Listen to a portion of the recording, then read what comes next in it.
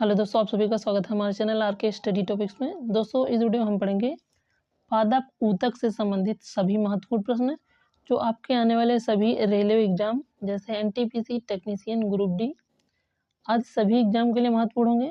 दोस्तों, यहाँ से टेक्नीशियन में 1 नंबर का जरूर पूछा जा रहा है, तो आप जितने भी लोगों के टेक्नीशियन के एग्जाम हैं यहाँ से जरूर पढ़ के जाइएगा। जैसे पूछे कि पादप ऊतक को वो कितने भागों में विभाजित किया गया है, तो कितने भागों में, तो पहला है विभाज्य ऊतक में और दूसरा है स्थायी ऊतक में। विभाज्य ऊतक के कितने भाग हैं, तो 3 भाग हैं। पहला भाग कौन सा है, तो शीर्षस्थ विभाज्य ऊतक, सेकंड है अंतर्विष्ट विभाज्य ऊतक और थर्ड है पार्श्वी विभाज्य ऊतक। ये 3 भागों में विभाजित है। और स्थायी ऊतक कितने भागों में विभाजित है, तो इसके मुख्य 2 भाग हैं। पहला है सरल स्थायी ऊतक और दूसरा है जटिल स्थायी ऊतक। सरल स्थायी ऊतक को 3 भागों में विभाजित किया गया है। पहला है पैरेन्काइमा, दूसरा है स्क्लेरेन्काइमा, तीसरा है कोलेन्काइमा। और जटिल स्थायी ऊतक को कितने भाग में विभाजित किया गया है, तो इसको 2 भागों में विभाजित किया गया है। एक पहला पार्ट है जाइलम और दूसरा पार्ट है फ्लोएम। इन सभी के बारे में इस बारी बारी से जानेंगे। पहला है शीर्षस्थ विभाज्य ऊतक, जिसे हम एपिकल मेरिस्टेम कहते हैं। कभी कभी इंग्लिश में भी पूछ लेता है, तो इंग्लिश वर्ड भी आप लोग याद रखिएगा।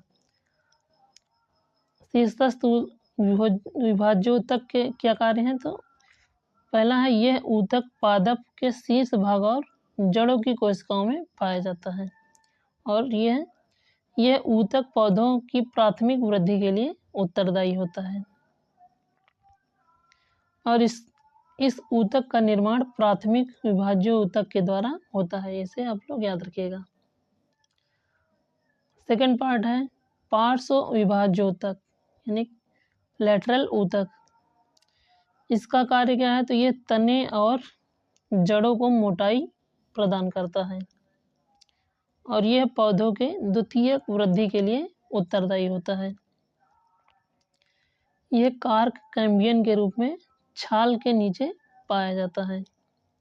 थर्ड पार्ट है अंतर्वेशी ऊतक। ये किसी पौधों की गांठ के पास नई शाखा के निकलने के लिए उत्तरदायी ऊतक यही होता है। अगला पॉइंट है अंतर्वेशी विभाज्य ऊतक। ऊतक पार्श्व संधियों पर पाए जाते हैं। यह घास, कुल, चावल, मक्का, गन्ना इत्यादि के पौधों में पाए जाते हैं। ये आप लोग याद रखिएगा। सेकेंड पार्ट है अस्थायी ऊतक। स्थायी ऊतक में पहले कौन सा है, तो साधारण ऊतक। साधारण ऊतक में कौन कौन से, इसके 3 भाग हैं, पैरेन्काइमा, स्क्लेरेन्काइमा और कोलेन्काइमा। तो पहला है पैरेन्काइमा। यह पौधों के तनों के ऊपरी सिरों में पाया जाता है, ऐसे याद रखिएगा। और यह पौधों की लंबाई बढ़ाने में सहायक होता है, यानी पैरेन्काइमा। यह तने और जड़ों की पत्तियों के वलकुट में पाया जाता है। यह प्रकाश संश्लेषण, भंडारण और गैस विनिमय में कार्य करता है, याद रखिए आप लोग। अगला है कोलेन्काइमा। यह युवा तनों और पत्तियों में मौजूद होता है। यह बढ़ते पौधों के भागों को सहारा और लचीलापन प्रदान करता है। कोलेन्काइमा आप लोग याद रखिएगा। अगला है स्क्लेरेन्काइमा। यह बीजों के कठोर बाहरी परत प्रदान करता है। यह मेवों के छिलकों तथा कुछ फलों के कठोर आवरण का निर्माण करता है। यह पौधों की टहनियों को सुरक्षा एवं सहारा प्रदान करता है। यह जटिल ऊतक। इसमें पहला पार्ट कौन सा है, तो पहला पार्ट है जाइलम। इसका कार्य क्या होता है, तो यह जड़ों से पौधों के बाकी हिस्सों तक पानी, खनिज और पोषक तत्वों के परिवहन के लिए जिम्मेदार होता है, जाइलम। अगला है फ्लोएम। इसका मुख्य कार्य पौधों के विभिन्न हिस्सों में भोजन का परिवहन करना होता है। ये भी आप लोग याद रखिएगा। अगला पॉइंट है यह पत्तियों से पौधों के अन्य भागों में शर्करा जैसे कार्बनिक यौगिकों का परिवहन करता है।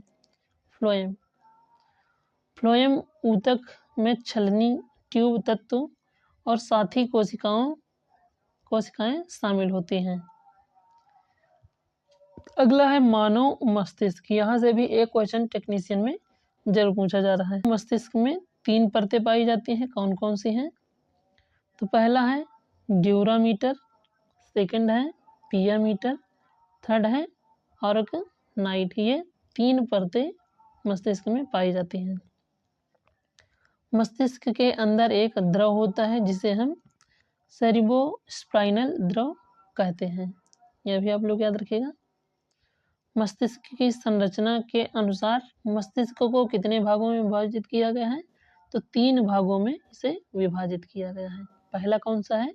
तो पहला है अग्र मस्तिष्क।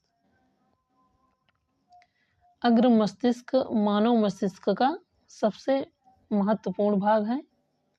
यह अग्र मस्तिष्क प्रमस्तिष्क तथा थैलेमस तथा हाइपोथैलेमस से मिलकर बना होता है। तो याद रखिएगा, अग्र मस्तिष्क मतलब प्रमस्तिष्क, थैलेमस तथा हाइपोथैलेमस से मिलकर बना होता है।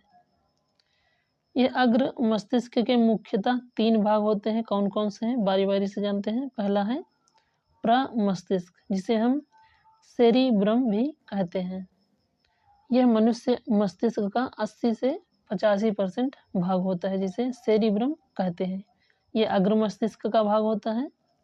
यह मस्तिष्क का एक ऐसा भाग है जहाँ से ज्ञान, चेतना और सोचना, याद रखना, प्लानिंग करना आदि शामिल होता है।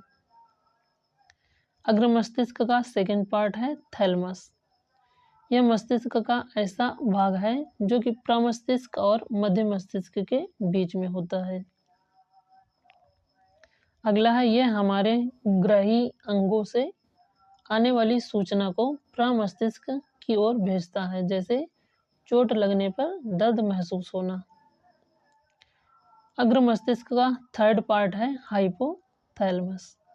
इसका क्या कार्य होता है? तो मस्तिष्क का ऐसा भाग है जो थैलेमस के नीचे होता है। जो हाइपोथैलेमस, ये हाइपोथैलेमस हमारी भावनाओं, प्यास लगना, थकान आना, नींद आना, पसीना आना, शरीर का तापमान, भूख लगना, पेट भरना आदि का नियंत्रण करने का काम हाइपोथैलेमस द्वारा किया जाता है। ये आप लोग याद रखिएगा। मस्तिष्क का सेकंड पार्ट है मध्य मस्तिष्क। यह वह भाग होता है जो कि हाइपोथैलेमस तथा पश्च मस्तिष्क के बीच होता है। मध्य मस्तिष्क को 4 भागों में बांटा गया है और इसके प्रत्येक भाग को कार्पोरा क्वाड्रिजेमिन कहा जाता है। यह भी आप लोग याद रखिएगा। पश्च मस्तिष्क की बात करी जाए तो मस्तिष्क का यह भाग अनुमस्तिष्क, पोन्स और मेडुला से मिलकर बना होता है। अनुमस्तिष्क को क्या कहते हैं? तो सेरिबेलम अनुमस्तिष्क को कहते हैं। ये 3 भागों में विभाजित है। कौन कौन सा? पहला है अनुमस्तिष्क, जिसे हम सेरिबेलम कहते हैं। यह मस्तिष्क का दूसरा सबसे बड़ा भाग होता है। यह हमारे शरीर में होने वाली ऐच्छिक क्रियाओं की परिशुद्धता का ध्यान रखता है। यह हमारे शरीर को संतुलन बनाए रखने में उत्तरदायी होता है। कौन सा पार्ट? तो सेरिबेलम। जैसे एक सीधी रेखा में चलना, साइकिल चलाना, कूदना, पेंसिल का उठाना आदि क्रियाएं उत्तरदायी अनुमस्तिष्क से होती हैं। पश्च मस्तिष्क का सेकंड पार्ट है पोन्स। यह हमारे मस्तिष्क में अनुमस्तिष्क, मेडुला और प्रमस्तिष्क को आपस में जोड़ने का काम करता है। पोन्स हमारे श्वसन क्रिया में सहायता करता है। ये भी आप पॉइंट आप लोग याद रखिएगा। श्वसन क्रिया में कौन सहायक करता है? तो पोन्स श्वसन क्रिया में सहायक करता है। थर्ड पार्ट है मेडुला। यह दोस्तों मेडुला द्वारा कौन कौन सी अनैच्छिक क्रियाओं को नियंत्रण होता है? तो हृदय की धड़कन को नियंत्रित करता है, रक्त दाब को नियंत्रित करता है, पाचन क्रिया को, पाचन करना, खांसना, छींकना, लार आना, निगलना, उल्टी आना आदि कार्यों को नियंत्रित करता है। यह मस्तिष्क का अंतिम भाग होता है जो एक मेरुरज्जु से जुड़ा होता है। ये आप लोग ध्यान रखिएगा। ये क्वेश्चन भी पूछे गए थे रेलवे टेक्नीशियन में पहला है एक कोशिकीय जीव कौन कौन से हैं, तो याद रखिएगा अमीबा, पैरामीशियम, यूग्लिना, यीस्ट, ये एक कोशिकीय जीव में आते हैं। बहुकोशिकीय जीव कौन कौन से होते हैं, तो हाइड्रा, कवक, पेड़ पौधे आदि बहुकोशिकीय जीव में आते हैं। एक कोशिकीय मतलब जो एक कोशिका से मिलकर बने होते हैं, जो बहुकोशिकीय जो एक से अधिक कोशिकाओं से मिलकर बने होते हैं। और कोशिका की खोज किसने की थी, रॉबर्ट हुक ने किस सन में की थी, तो 1665 में मृत कोशिका की खोज की थी। और सबसे पहले जीवित कोशिका की खोज किसने की थी, तो ल्यूवेनहॉक ने 1674 में की थी। अगला है प्रोकैरियोटिक और यूकैरियोटिक किस में केंद्रक पाया जाता है, याद रखिएगा यूकैरियोटिक में केंद्रक पाया जाता है, प्रोकैरियोटिक में केंद्रक नहीं पाया जाता है। अगला क्वेश्चन है किसके पास खुद का डीएनए तथा प्रोटीन होता है, तो याद रखिएगा माइटोकॉन्ड्रिया के पास खुद का डीएनए तथा प्रोटीन होता है। दोस्तों वीडियो अच्छी लगे तो एक लाइक और चैनल को सब्सक्राइब जरूर करिएगा। मिलते हैं किसी अगली वीडियो में, तब तक के लिए जय हिंद।